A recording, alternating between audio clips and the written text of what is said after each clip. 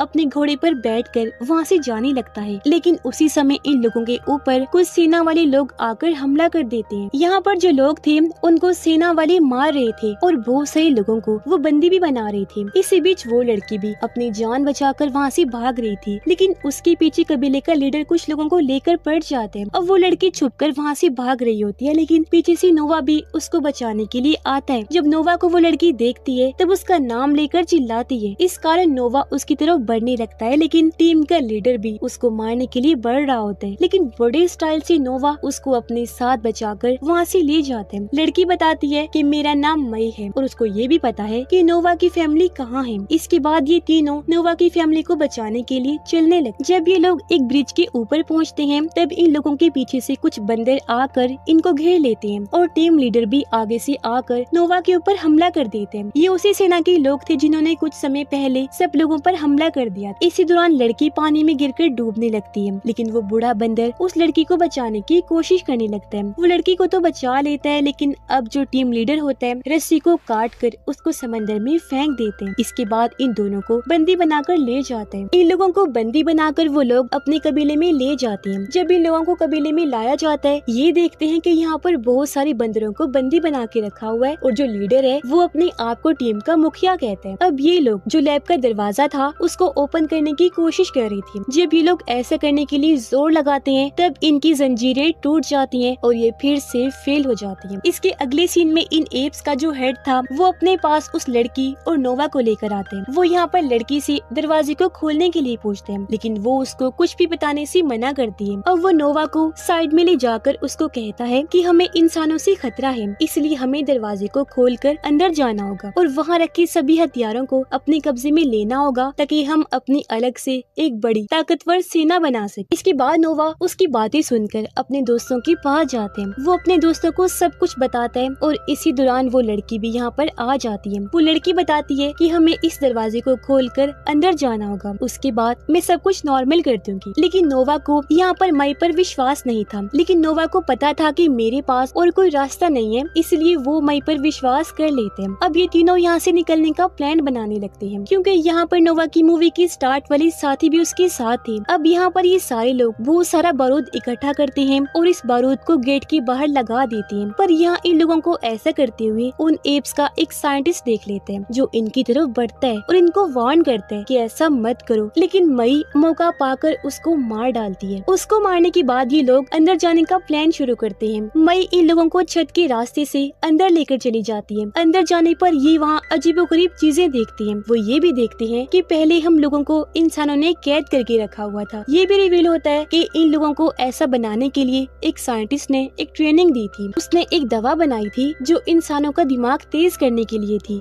लेकिन वो उल्टा काम कर गई। इंसानों की बजाय एप्स का दिमाग तेज हो गया, क्योंकि पहले एप्स के ऊपर ही इसको टेस्ट किया गया था, लेकिन इस दवा ने इंसानों के ऊपर उल्टा असर किया। इस कारण उन्हें फ्लू वाला वायरस हो गया। वो पागल हो गई, जिससे इंसानों की बहुत बड़ी तादाद इस वायरस के कारण मारी गई। इसके बाद जब मई अंदर चली जाती है तो उसको वहाँ पर वो चीज मिलती है जिसके लिए वो आई थी। इसके बाद जब वो लड़की वहाँ से जा रही थी तो वो बारूद को आग लगा देती है, जिस कारण बहुत बड़ा धमाका होता है और वहाँ पर बहुत सारा पानी आ जाता है। इस पानी में बहुत सारे लोग बहकर मारे जाते हैं। इस दौरान जो टीम लीडर था वो छत के ऊपर बहुत सारे एप्स के साथ पहुँच चुका था, लेकिन यहाँ पर नोवा भी पहुँच जाता है। नोवा यहाँ पर अपने साथियों को बचाने के लिए आया था, लेकिन यहाँ टीम लीडर नोवा के ऊपर हमला करने लगता है। दोनों में बहुत बड़ी लड़ाई होती है, लेकिन नोवा बहुत जल्द हार मान जाते हैं। पर इसके बाद नोवा को अपने पापा का दिया हुआ वादा याद आता है, इसलिए वो वहाँ पर अपने पापा का मेथड यूज करता है और अपने पास बहुत सारे पंछियों को बुला लेते हैं जो टीम लीडर के ऊपर हमला कर देते हैं। इसके बाद नोवा मौका पाकर उसको नीचे गिरा देते हैं। अब पहाड़ से नीचे गिरने के कारण बुरी तरह उसकी मौत हो जाती है। कुछ समय के बाद हम नोवा को उसके सारे कबीले वालों के साथ देखते हैं। उनका दोबारा से कबीला खुशहाल हो चुका था और यहीं पर वो लड़की दोबारा से इनको मिलने के लिए आती है, जहाँ पर नोवा कहता है कि हम साथ में नहीं रह सकते हैं, लेकिन वो लड़की मई कहती है कि हम साथ रह सकते हैं, लेकिन हमें तुमसे खतरा है। इसके बाद सीन कट होता है और अगले सीन में हमें फिर से मई दिखाई जाती है, जो उस जगह से एक डिवाइस लेकर आई थी। जिस डिवाइस को लेकर वो एक लैब में जाती है। वहाँ उस लैब में बहुत सारे इंसान एक्सपेरिमेंट के लिए बैठे हुए थे। यहाँ पर मई डिवाइस को एक साइंटिस्ट को दे देती है और वहाँ से चली जाती है। अब यहाँ पर जो भी लोग थे, साइंटिस्ट थे, वो इस डिवाइस को यूज करके दोबारा से सब कुछ नॉर्मल करने वाले थे। यानी कि जो बंदर चालाक हो चुके हैं, जिनका दिमाग इंसानों की तरह काम कर रहा है, उन सबको रोकना है और वापस पहले जैसा बनाना है। और यहीं पर इस मूवी का